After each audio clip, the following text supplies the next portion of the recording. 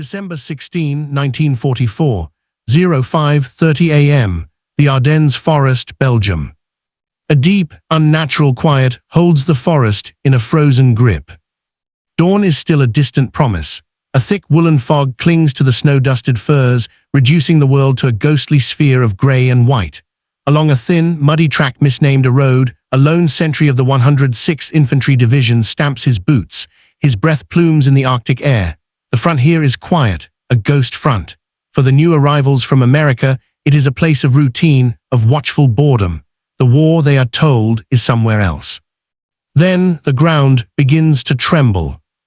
A low, grinding thunder rolls through the frozen earth, up through the soles of his boots. It is a sound out of place, out of time. It is the sound of an awakening giant. Searchlight beams, diffused by fog into ethereal pillars, suddenly stab skyward from the German line. Not aimed at aircraft. They illuminate the low clouds, casting a sickly, phosphorescent glow over the entire forest. An artillery shell screams in a lone, questioning shot. Then the world dissolves. The horizon to the east erupts in a continuous, flickering orange rage. A wall of sound, the coordinated fire of 1,600 German guns, hits with physical force. Trees splinter. Snow and dirt geyser into the air. The sentry dives for cover as the forest he was guarding is systematically torn apart. And through the smoke, the fog, and the apocalyptic curtain of fire, new shapes emerge. Dark, grinding masses, the squeal of tracks, not the familiar silhouettes of Sherman tanks.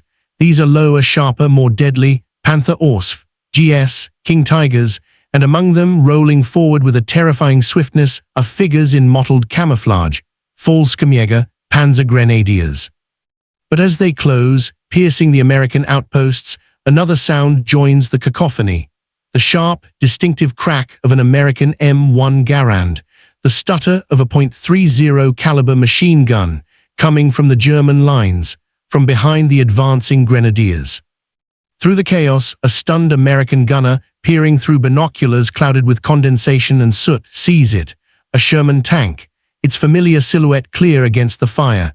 Its barrel flashes, directed at him, but something is wrong. The markings are strange. The way it moves is unfamiliar.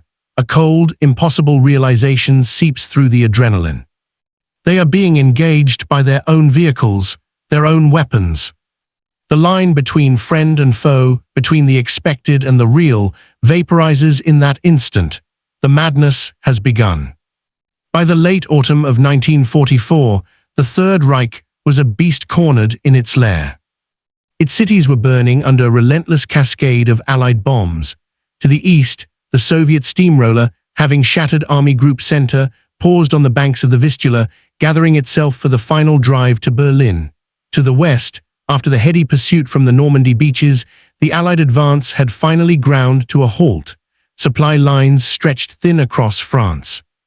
The bloody stalemates at Aachen and in the Huichen Forest had proven that German resistance, though desperate, remained lethally potent. But this was a brittle shell. The German war machine was hemorrhaging. The loss of the Romanian oil fields to the Soviets was a strategic catastrophe. Fuel reserves were measured in weeks, not months. Aircraft sat grounded for want of high-octane gasoline. Panzer divisions, once the embodiment of blitzkrieg, now often moved their tanks by rail to conserve precious drops of diesel. The pool of trained manpower was evaporating, replaced by old men and boys of the Volkssturm. The end, in any logical calculus, was a matter of time. In the depths of his Wolf's Lair headquarters, Adolf Hitler rejected this calculus. Logic to him was the refuge of defeatists. He saw not inevitable collapse, but a fleeting opportunity born of Allied overextension and political fissure. He believed the Western Alliance, a fragile coalition of democracies, was his true weak point. A single, shattering blow could break it. His mind fixated on a historical parallel. Friedrich the Great's miraculous victory at Leuthen in 1757, snatched from the jaws of defeat. He would replicate it. The plan, conceived in secrecy and presented to a stunned high command in mid-September, was audacious to the point of insanity. It bore the codename Wacht am Rhein, Watch on the Rhine, a deliberately defensive title to mask its colossal offensive ambition. The target was the Ardennes, the same rugged, heavily forested region through which his panzers had slashed to such devastating effect in 1940. Allied intelligence considered it impassable for a major offensive in winter. Hitler countered on their complacency. The objective was not a mere local victory, it was Antwerp. The great Belgian port, recently captured by the Allies, was the vital artery pumping supplies to their entire front. By seizing it, Hitler aimed to slice the British 21st Army Group from the American 12th. He would trap hundreds of thousands of Allied troops in a massive pocket, destroy them, and force a negotiated peace in the West. This would buy him the time and the divisions to turn and face the Soviets. It was a gambler's all-in bet, with the last chips of the Reich piled on the table. The stage was chosen, the objective set. The dice, forged from the last reserves of German steel, fuel, and blood, were about to be cast into the frozen forests of the Ardennes. While Hitler's plan took shape in the map rooms of East Prussia, the chosen battlefield slept under a blanket of snow and silence. The Ardennes sector, stretching 85 miles from Monschau in the north to Echternach in the south, was held primarily by the U.S. First Army. It was a nursery and old folks' home, in the bitter words of one veteran. To it were sent green, untested divisions like the 99th and 106th Infantry to acclimate to the European theatre in a supposedly quiet zone. Alongside them were battered units like the 28th Infantry Division, the Bloody Bucket, and the 4th Infantry Division, sent to the Ardennes to rest and refit after the meat grinder of the Ardennes Forest. Their lines were thin, their outposts often isolated by miles of dense, rolling woodland. Complacency, born of months of static warfare, was the prevailing mood. Intelligence reports pointing to a German buildup were dismissed. The Ardennes was where the Allies expected the enemy to be weak. Across the Aue and Sauer rivers, in the German Eifel region, a monumental and clandestine effort was underway. Under strict radio silence and the cover of perpetual autumn fog, the Wehrmacht performed its final logistical miracle. Nearly 250,000 men, over 1,800 armored vehicles, including the new monstrous King Tiger tanks and the lethal Jagdpanther tank destroyers, and thousands of horse-drawn artillery pieces, for lack of fuel, were marshaled. This was Heeresgruppe B, commanded by the architect of the 1940 Ardennes triumph, Generalfeldmarschall Walter Model. The strike force was divided into three armies. In the north, the 6th Panzer Army, under the fanatical SS Obergruppenführer Joseph Sepp Dietrich, was the spearhead, tasked with the primary drive to Antwerp. In the center, the 5th Panzer Army, led by the brilliant and pragmatic General Hasso von Manteuffel, would provide the main weight of armor. In the south, the 7th Army would guard the vulnerable flank. The assembly was a masterpiece of camouflage and deception. Troops moved only at night. Tanks were hidden in forests under vast camouflage nets. Straw was laid on roads to muffle the telltale squeal and clatter of tracks. Fake radio traffic simulated unit locations far from the Eifel. The Allies' overwhelming air superiority, which should have uncovered the buildup, was blinded by weeks of solid overcast. But this was not merely a conventional military force. Woven into its fabric were two elements designed to inject pure chaos into the Allied rear.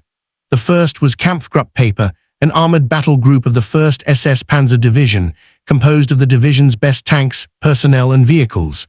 Its commander, SS Obersturmbannführer Joachim Paper, was a ruthless, skilled, and brutal officer, whose unit was the sharpest tip of the spear.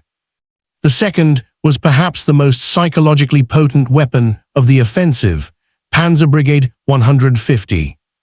This unit was the brainchild of Hitler's favorite commando, SS Obersturmbannführer Otto Skorzeny. Its mission, Operation Greif, Griffin, was infiltration and sabotage.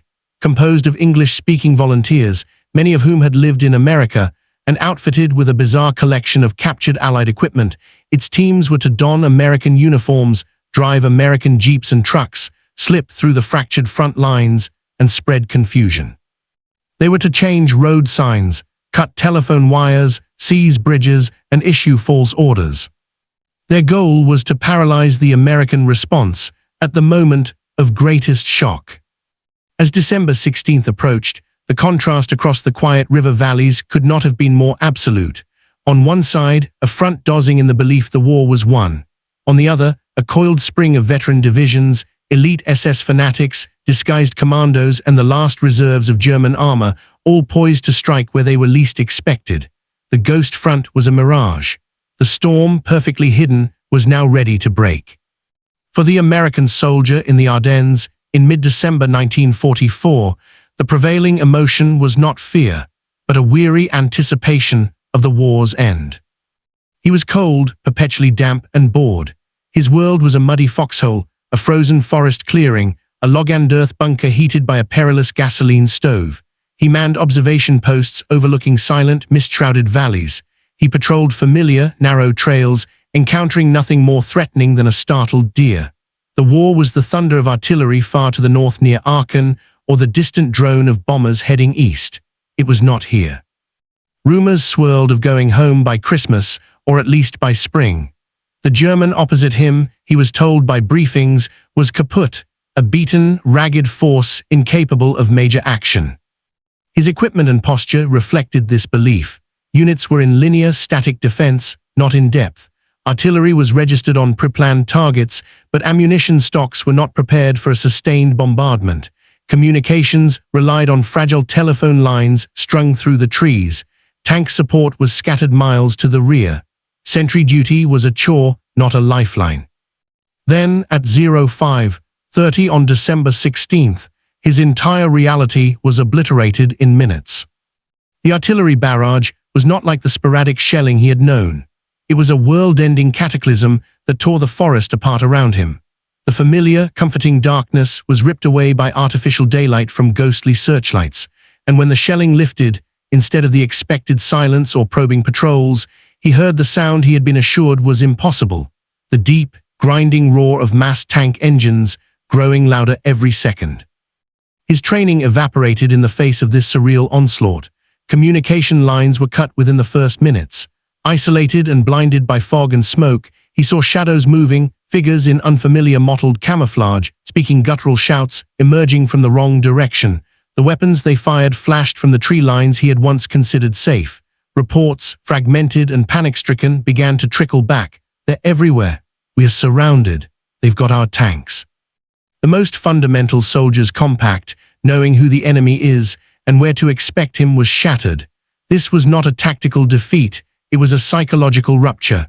The confidence of inevitable victory curdled into a visceral, disorienting terror.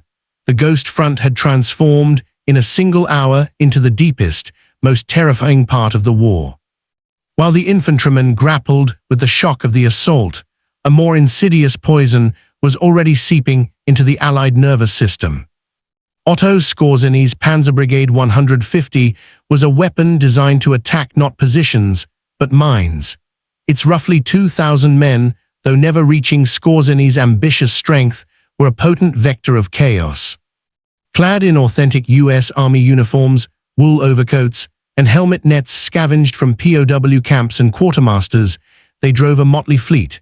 A handful of captured Shermans and M10 tank destroyers, British armored cars, and German vehicles modified with false sheet metal silhouettes to look like American trucks or jeeps from a distance.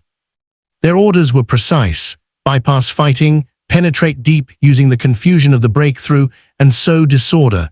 Teams fanned out behind the crumbling American lines. They changed road signs, erasing one unit's route to the front, redirecting reinforcements into ambushes. They cut telephone wires. At crowded crossroads, a MP in a perfect American uniform and with confident, colloquial English would calmly redirect entire truck convoys down wrong roads, where they were captured or destroyed. But the true impact of Greif far outstripped its tangible achievements. A rumor, once unleashed, becomes its own army. Word spread like a virus through the American rear. Germans in GI uniforms are everywhere. They were reported as generals being chauffeured to Paris to kidnap Eisenhower, as engineers preparing to blow up bridges, as medics infiltrating aid stations. The fear was paralyzing. Security tightened to the point of paranoia.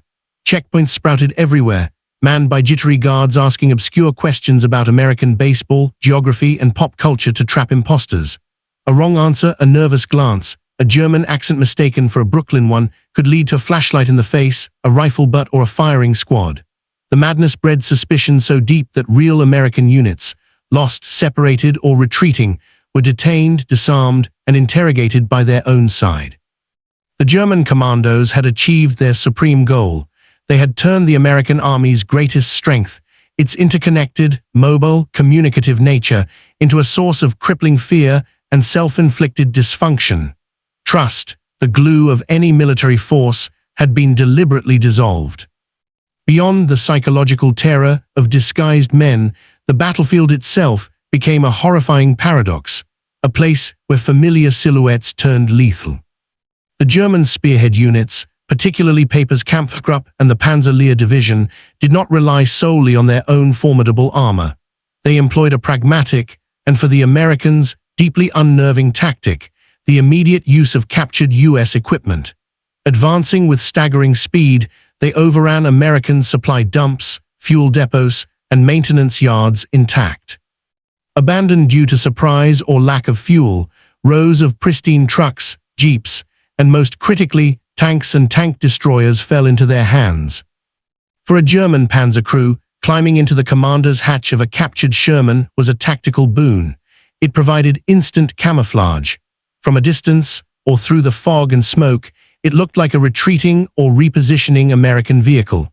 It allowed them to approach American defensive positions, sometimes waving casually until they were point blank. Then the turret would traverse, the familiar 75 gun would fire, and the deception would end in a blast of high-explosive or armor-piercing steel. But the terror of this was not just in the tactic. It was in the specific, intimate knowledge it violated. American tank crews knew the sound of their own engines, the distinct silhouette of a Sherman against the skyline. Now that knowledge betrayed them. The roar of a Continental radial engine could now be the prelude to a friendly arrival or a point-blank kill shot. The silhouette emerging from the mist was no longer a guaranteed friend. Every vehicle became a potential Trojan horse. This technological confusion extended beyond tanks. German infantry rode into battle on captured American jeeps and trucks, speeding past confused U.S. checkpoints. They used American .30 and .50 caliber machine guns, their report indistinguishable from friendly fire. The battlefield acoustic palette, the unique symphony of weapons that a soldier uses to understand a fight, was corrupted. The sound of our guns was now coming from their lines, disorienting at a primal, auditory level. The material superiority of the U.S. Army, its vast logistical tail, was momentarily turned against it, creating a hall of mirrors where nothing, not a shape, not a sound, could be trusted. This descent into chaos was not inevitable. It was the direct consequence of a catastrophic failure at the highest levels of Allied intelligence and command, a failure rooted not in a lack of information, but in an unwillingness to believe it. The signs were there, and they were clear. Ultra-decrypts, the priceless intelligence from broken German ciphers, had revealed the raising of a new 6th Panzer Army under Sepp Dietrich. Traffic analysis noted a suspicious and complete radio silence from the German front opposite the Ardennes, a classic sign of impending action. Allied air reconnaissance photos, in the rare breaks in the weather, showed massive concentrations of rail traffic in the Eifel and logistics points swelling behind the quiet front. Ground patrols from the 99th and 106th Divisions reported increased vehicular sounds at night, the sight of fresh troops, and captured German soldiers who spoke of a big attack coming in the west. Each piece of evidence was explained away. The 6th Panzer Army was assumed to be a strategic reserve for the Eastern Front. The radio silence was attributed to German communications breakdown. The logistical buildup was for defensive purposes, or for a limited counterattack in the north near Aachen. The Supreme Allied commanders, Eisenhower and Bradley, were fixated on their own offensive plans. The prevailing mindset was one of unquestioned offensive momentum. The idea that a shattered, fuel-starved enemy could marshal the strength for a major offensive in such difficult terrain was dismissed as irrational, and because it was irrational, it was deemed impossible. This was the ultimate arrogance, the belief that the enemy would act according to Allied logic. They filtered the warnings through a lens of their own confidence, and in doing so, they validated the core premise of Hitler's gamble. The Ghost Front was a creation of Allied perception, a comforting illusion that the German High Command worked meticulously to preserve. When the storm broke, it was not just a military surprise, but an intellectual and psychological humiliation for the Allied High Command. They had been outthought by a foe they believed was incapable of thought. The madness on the ground was preceded and enabled by a blindness at the top. The initial breakthrough was a tidal wave of men and metal. But by December 17th and 18th, the offensive began to churn into a series of violent, confused encounters where the madness ceased to be a concept and became a lethal, daily reality. The chaos of Greif and the use of captured vehicles created a landscape of profound suspicion. The American rear echelon became a web of nervous checkpoints. Guards, often young and terrified, were given challenge questions ranging from the name of Betty Grable's husband to the capital of a U.S. state. The stakes were life and death. In the gloom, a jeep approaching too fast, a driver fumbling for an answer, a uniform that looked just slightly off, could trigger a burst of machine gun fire. Authentic American units, their commanders killed, their radios dead, retreating in disarray, found themselves halted at their own lines. The 7th Armored Division's race to St. Vith was delayed by hours as its columns were stopped and painstakingly verified. The madness was causing the Allied body to attack its own nervous system. This climate of fear found its most horrific expression in atrocities, which in turn hardened resolve. At the Borgnes crossroads near Malmedy on December 17th, Kampfgruppe paper overran a convoy from Battery B of the 285th Field Artillery Observation Battalion. Approximately 120 American prisoners were disarmed and herded into a snow-covered field. Then, without warning, German SS troopers opened fire with machine guns and pistols. Men were shot where they stood or hunted down as they fled into the woods. The Malmedy massacre, as it became known, was not an isolated event, but it was the largest. News of it spread through the American ranks not as rumor, but as confirmed fact from survivors who played dead. It extinguished any thought of easy surrender. The phrase, "Remember Malmedy," became a grim rallying cry, a hardening agent in the psychological mortar of the American defense.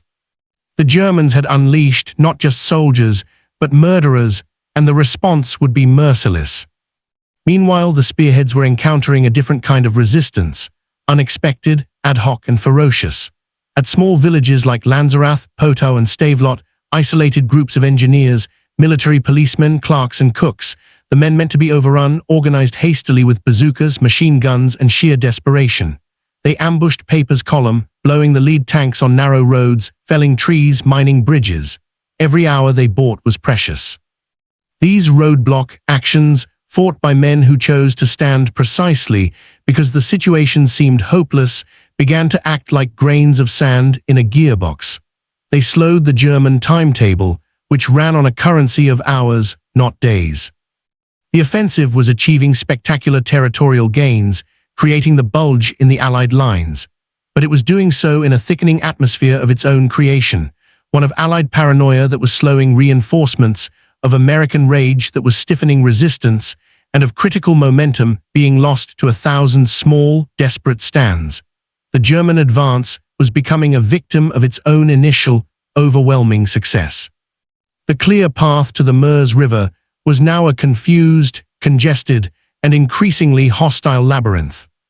The true turning point did not arrive with a single dramatic battle, but with the gradual return of two fundamental Allied advantages they had been denied: air power and secure interior lines. For the first week, the same impenetrable low clouds and fog that had hidden the German buildup now shielded their advance. The mighty Allied tactical air forces were grounded. German columns moved with near impunity in daylight, but on December 23rd, a high-pressure system moved in. The skies cleared to a brilliant, cold blue, and with them came the thunder.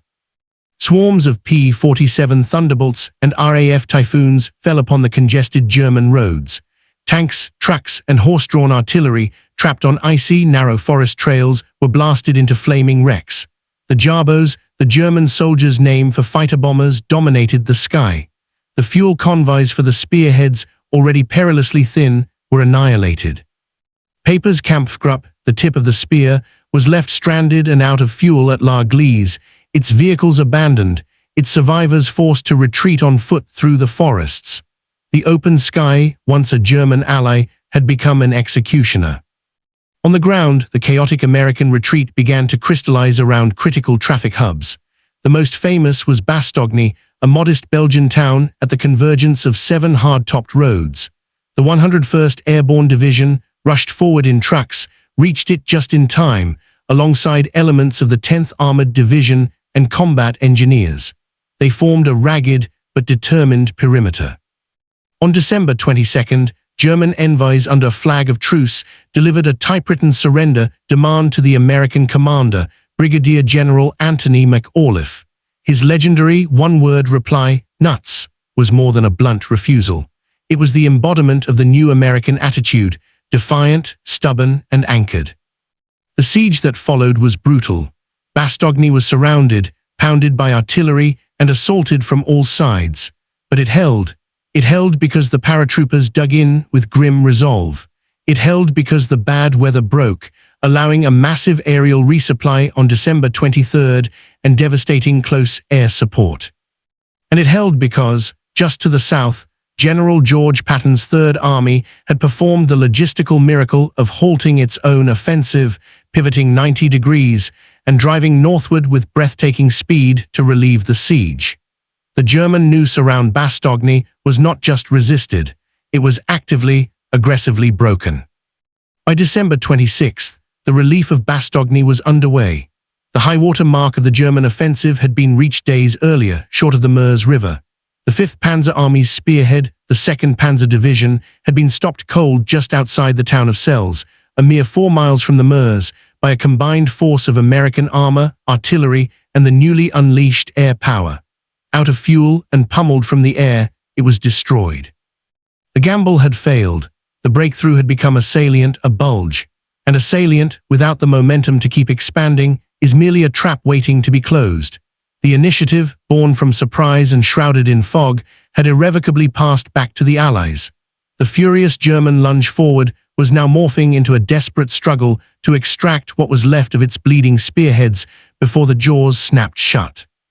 The snow, when it finally settled over the Ardennes in late January 1945, did not cover a battlefield. It covered a charnel house. The human cost was staggering, etching itself into the statistics of what became the largest and bloodiest single battle fought by the United States in World War II. American casualties exceeded 80,000, 19,000 killed, 47,500 wounded, and over 15,000 captured or missing in the initial chaos. For the British, engaged in the northern shoulder, another 1,400. German losses were catastrophic, irrevocable. Estimates range from 80,000 to 100,000 men killed, wounded, or captured. These were not just numbers. They represented the complete destruction of the last strategic reserve of the Wehrmacht, the veteran infantry, the irreplaceable panzer crews, the skilled NCOs and junior officers. The German army in the West was now a hollow shell, incapable of anything more than a slow, fighting retreat to the Rhine. The material devastation mirrored the human. The forest floor was a junkyard of steel. The Allies lost around 800 tanks and tank destroyers. German losses were far worse, between 600 and 800 armored vehicles, including a devastating proportion of their precious King Tigers, Panthers, and assault guns. These could not be replaced. The offensive had consumed the Reich's final reserves of fuel and ammunition. What little industrial capacity remained was now operating on borrowed time, under constant bombardment. The Ardennes had been a furnace, and the last of Germany's operational armor had been melted down in it. But the aftermath was not just counted in corpses and wreckage, it was measured in trauma. For the American soldier, the battle left a deep psychological scar that set it apart from the grueling advances of Normandy or the Huaychin. It was the trauma of betrayal, of being shot at by men in your own uniform, from vehicles that bore your own silhouette. It was the trauma of the massacre sites, like Malmedy, where the rules of war seemed to have vaporized. Veterans spoke not just of combat, but of a pervasive, chilling mistrust that lingered long after the guns fell silent. The Bulge became synonymous with a specific kind of modern warfare, chaotic, deceptive, and morally unmoored. For the German soldier who survived the retreat, the aftermath was one of utter desolation. The high hopes of the first day, the sight of terrified Americans, the headlong advance, had curdled into the reality of frozen foxholes, relentless artillery, and the screams of the Jabos. They had been promised a war-winning blow. They ended it crawling eastward on foot, leaving their equipment and their comrades in the snow, pursued by an enemy now infused with a cold, relentless fury. The offensive, codenamed Watch on the Rhine, had been a final, spectacular suicide attempt. The Rhine now lay defenseless before the Allies. Strategically, the Battle of the Bulge achieved the precise opposite of Hitler's intent. Far from breaking the Western Alliance, it solidified it. The crisis provoked a swift and unified response. Eisenhower's decision to temporarily place all forces north of the Bulge under Field Marshal Montgomery and south under General Bradley was a pragmatic solution to a ruptured command structure. While it caused lasting friction, it worked. The Allied war machine, after its initial shock, demonstrated formidable flexibility and resilience. The rapid pivot of Patton's Third Army became the stuff of military legend, a testament to American logistical genius and operational agility. The battle delayed the Allied invasion of Germany by approximately 6 weeks, but this delay was meaningless in the broader calculus of the war. For Germany, the 6 weeks were not a respite. They were the final, violent consumption of their last remaining strength. The Eastern Front, deliberately starved of reserves for the Ardennes gamble, now faced the renewed Soviet onslaught completely exposed. The Great Vistula Offensive, launched by the Soviets on January 12, 1945, met with a ghost defense. Soviet armies advanced up to 30 miles a day. By the time the Bulge was closed in late January, the Red Army was already on German soil, less than 50 miles from Berlin. The Ardennes offensive had shattered the last coherent German army in the West. When the Allies finally launched their own crossing of the Rhine at Remagen in March 1945, they faced a demoralized patchwork force. The fierce, coordinated resistance that had characterized the Normandy campaign and the Hueychen was gone, burned away in the Ardennes. The path to the heart of Germany was now open. Furthermore, the atrocities committed during the battle, particularly by SS units, had profound post-war consequences. The Malmedy massacre became a central piece of evidence in the Nuremberg trials, exemplifying the criminal nature of the Nazi regime and the Waffen-SS. It stripped away any last vestiges of the clean Wehrmacht myth for the units involved and hardened Allied attitudes toward unconditional surrender and post-war justice. In the end, the Bulge was not a turning point in the sense of changing the war's ultimate outcome. That was already decided. It was the terminal accelerant. It converted the inevitable defeat of Nazi Germany from a protracted campaign into a rapid collapse. Hitler had gambled his last army to buy time. Instead, he had purchased the swift and total ruin of the Third Reich. The Ardennes Forest is quiet now. The scars of 1944-45 have been softened by decades of new growth.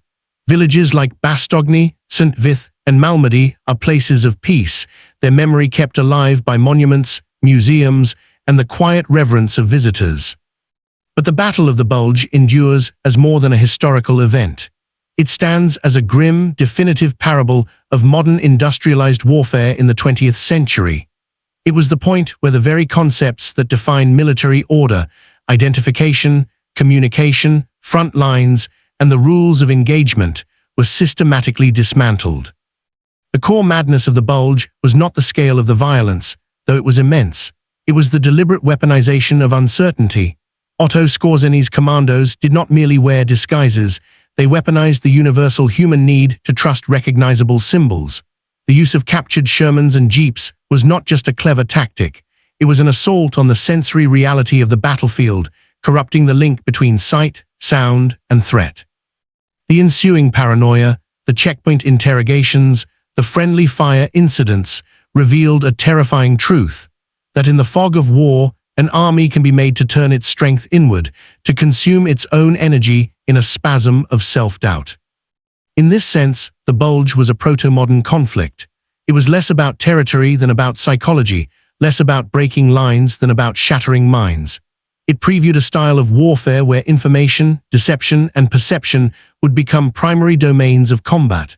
The confusion sown in the Ardennes would find its echo in later conflicts, in the psychological operations of Vietnam, in the digital fog of the information age. Yet alongside this bleak lesson resides another. The American response, after the initial shock, demonstrated a resilient capacity for adaptation that went beyond mere material strength. It was the adaptation of clerks and cooks forming a desperate perimeter. It was the adaptation of junior officers taking command in the void. It was the adaptation of an entire army, from Eisenhower down to the squad leader, learning to fight an enemy who refused to look like the enemy. The defiance of nuts was not just bravery, it was a reassertion of clarity in the face of manufactured chaos. It was a statement that identity and the will to defend it could not be stolen with a uniform or a tank. The Battle of the Bulge, therefore, occupies a dual space in our historical consciousness. It is a warning of how fragile order can be when confronted with ruthless, asymmetric deception. But it is also a testament to the tenacity of the individual soldier's spirit when that order collapses, to the ability to find a footing, to recognize a comrade not by his insignia, but by his shared purpose, and to hold the line against the encroaching madness, one frozen foxhole at a time. In the silent forests of the Ardennes, the wind through the pines is the only sound. The guns are silent, but the echoes of that desperate winter, of betrayal and resilience, of catastrophic gambles and enduring will, continue to speak to us, a complex and sobering testament from the last, gasping breath of the Third Reich.